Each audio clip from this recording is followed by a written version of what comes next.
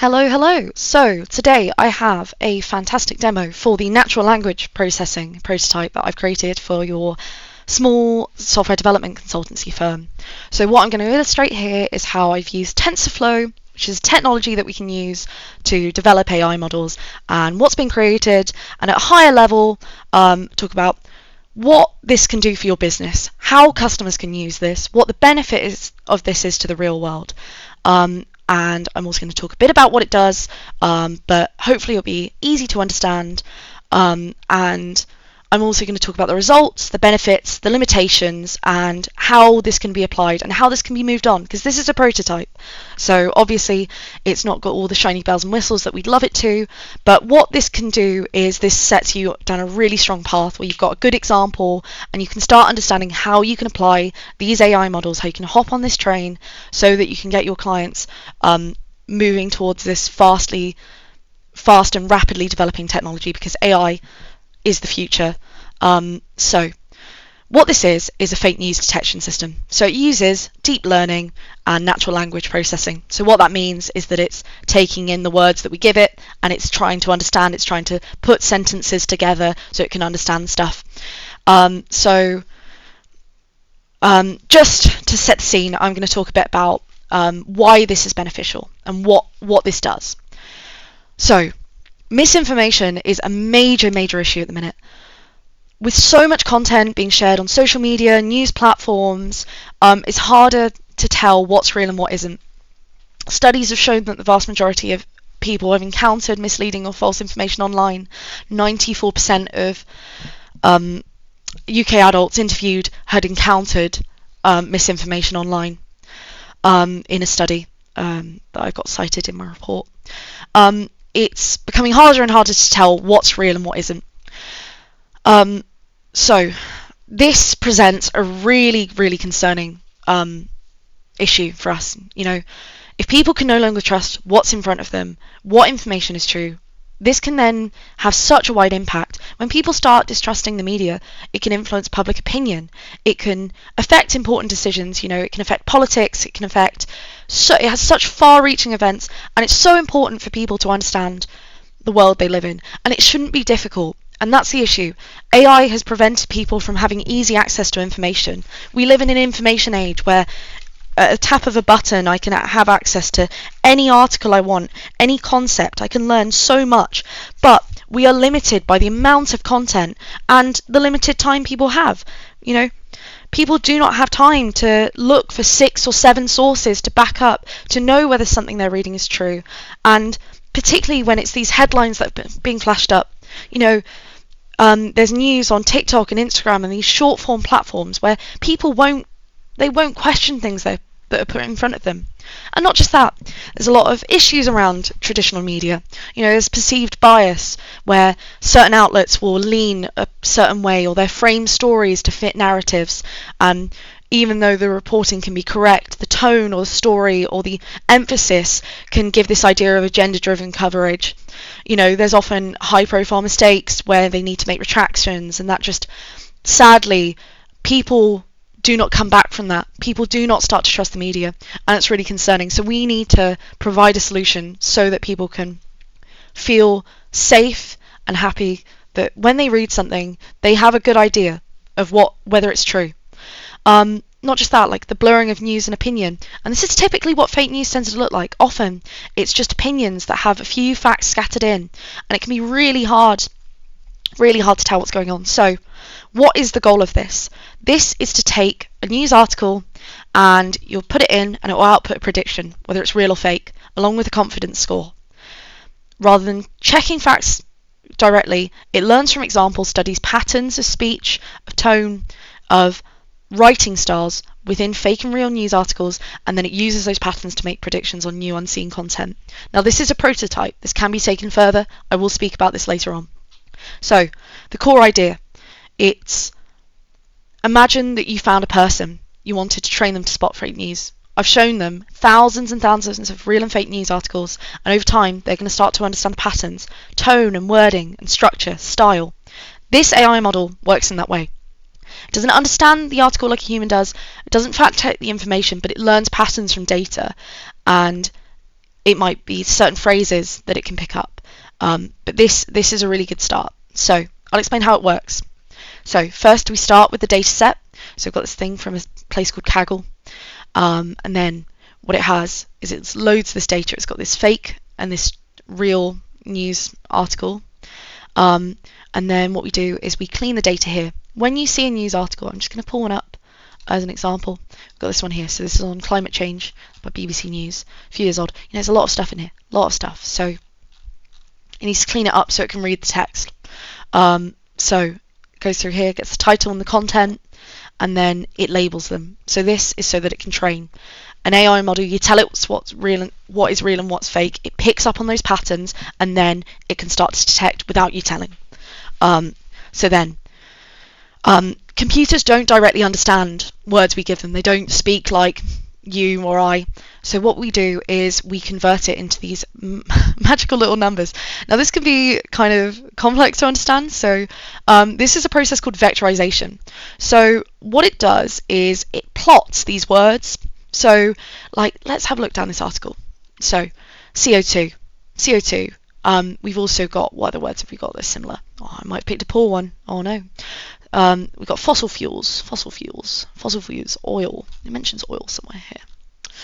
Sorry, live demos don't always go perfectly, particularly not when I have to find where I was in an article. Here we go. So we've got some words that are similar. Sea levels, glaciers, ice sheets, weather, climate, CO2, fossil fuels, coral reefs.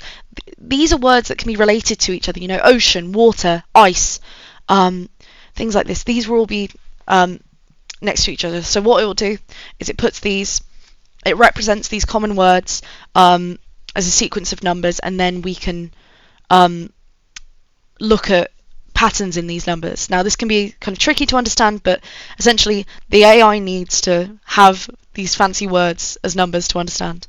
So once it's been converted to these numbers, it can then start to understand these patterns, and it keeps it efficient. Converting it to numbers means that the AI will function a lot quicker. You can read the numbers 1, 2, 3, 4, 5, 6 a lot quicker than you can read that article, as demonstrated by the fact that I couldn't find any of the words I wanted. So what we've got now is it looks for these patterns in the numbers, and we've got some things here, and then what it does is trains. So what it's then doing is it's training these, and then finally it will produce an output.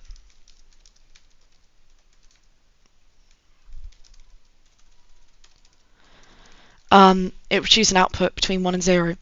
So what this is here is, I'll just go over this as I skip past it. This is an epoch. So what this is that a model, it sort of works in like a circular way, if you think it's kind of going round and round to understand. So an epoch is one full cycle where an AI will look at all the training data, learn from it, and then it will update itself. It will do this multiple times so it can improve its understanding. So we've got 5 epochs here, so it's just going round and round. It's reviewing like flashcards. Like you will go away, you look at a flashcard, you look again, and then you'll understand it. That's what it's doing here. We've gotten 5 because the issue is, if you look at a flashcard once, you probably won't understand it. But if you look at it too many times, you might memorize it instead of understanding the concept. So we've got this kind of happy medium here.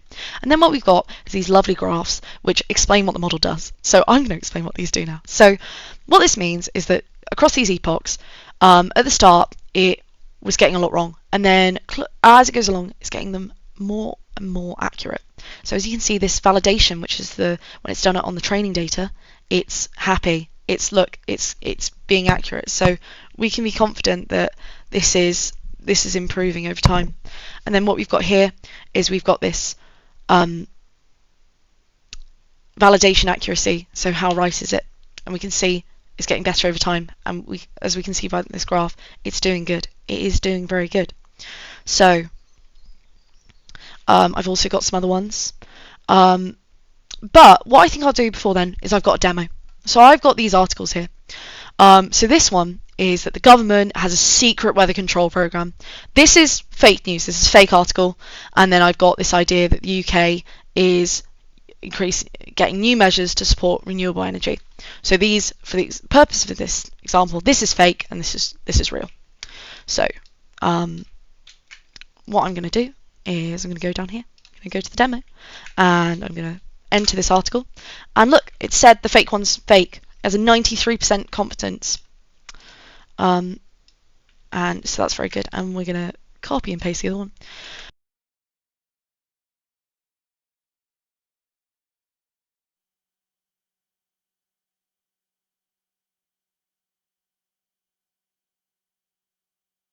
Sorry there, I'm back. My headphones went because it doesn't think I'm listening to anything because it doesn't know that I'm talking.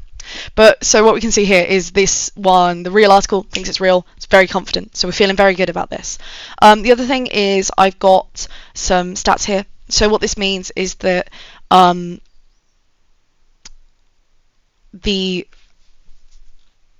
got these stats. So this one, real, 0.99% accurate. It's very confident that this is accurate, and from the patterns that it's learned, it thinks this is real.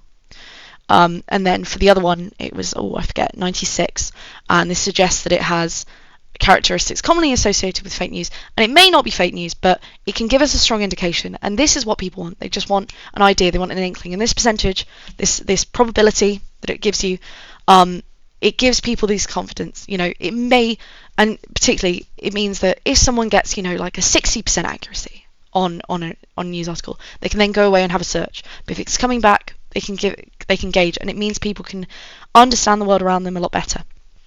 So, despite the fact that I've just brushed over the results, it's important to interpret these critically. Even though the accuracy is very high, it's coming back 0.99, very high, because this is approaching 100%. So, even this model does not check the news. It is not researching. It is not confirming that the information is correct. It is just confirming based on patterns that it's learned. So we have to take this with a pinch of salt and understand, maybe the government really is messing with the weather.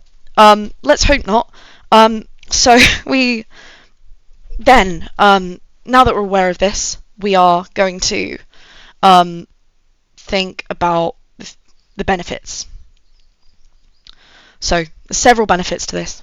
It's extremely fast. You saw, what was that? 3 seconds. 3 seconds it took that big article, processed it, and it was a similar time for the other one. This is fast. And with more improvements, with more time, with investment from your company, we can get this faster.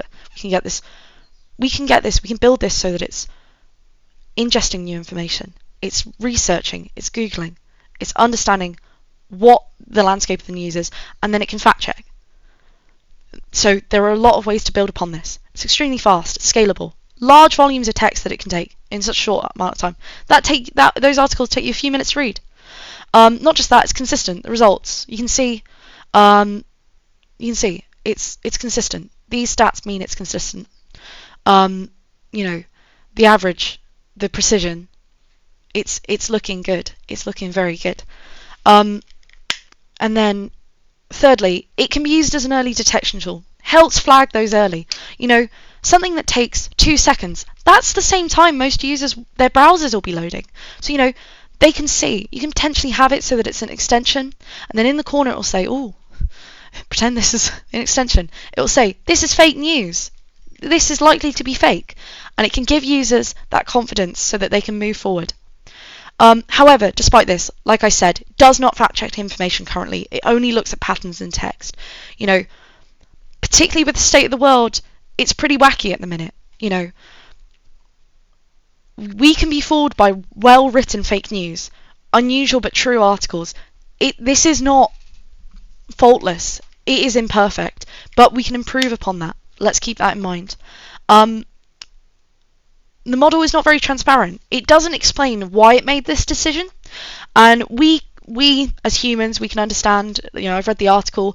The government is pushing for renewable energy. It is likely that they'll increase funding. It's unlikely that the government is going to control the weather. That's not something that would happen. It's probably not something that would come out in an article like that. So we can gauge this, but obviously the model doesn't. And the risk is people may see the score and just trust it. So we need to improve this model, and we need to give it more data, because this data set is quite small. It's quite large, but comparatively, if you were checking hundreds of thousands of articles across all of the internet, that's a lot bigger. I think it's 40,000 articles it reads. Off the top of my head, I will just confirm that. If I can find that. So it's not without fault. Just because it's trained really well on this data set does not mean that it will do well out in the real world. I've had these articles here that I prepped for this, but it may be inaccurate to some. So we'll continue to think about this. Real world applications. This can be used. Social media. It can flag misleading posts. And this is already a thing. We've seen this from Twitter. There's notes that people will put, or X, formerly known as Twitter. People will put notes and it'll say, this is likely to be false, this information isn't true. And this fact checking, people really value this. They are not taking information at face value anymore. So we can see how this is already existing, and we can see how we can build upon it. User generated input. Can we add this to the model? Or can we get other resources? An AI model does a lot more than a lot of people. A Twitter post might only get 300 views and not get a community noted. But if we have a model that can ingest hundreds of news articles, hundreds of information points, hundreds of bits of data, thousands even, we can come with confidence and we can say, this is true, this is false, this is true because why? And we can link things. We can say to users, hey, this is false because this is true. I appreciate that's a bit confusing wording, but we can say, climate change is real. We can see from this peer-reviewed study, we can see from this article, we can see from this reliable figurehead talking on this, we can see from these books. We can get this information into an AI model. It can recall this a lot faster, and it can perform a lot faster. It would take me a few minutes to read an article. Not just that, it took me a few minutes to read a longer one. I'd have to double check. So this has some really powerful applications in the real world. However, like I said, AI should not be a final decision maker. It's a support tool. We are providing regular people, everyday users who are going on social media, who are reading an article, who just want to understand what's going on in the world before they head into work, before they go into the office, before they drop their kids to school. We want people to be equipped with knowledge about the world around them. So, this is not a final decision maker. So we need to improve this so that it can get that. So, in conclusion, this model demonstrates how artificial intelligence can be used to analyse text and identify patterns associated with misinformation. It shows strong performance and clear potential for large-scale applications.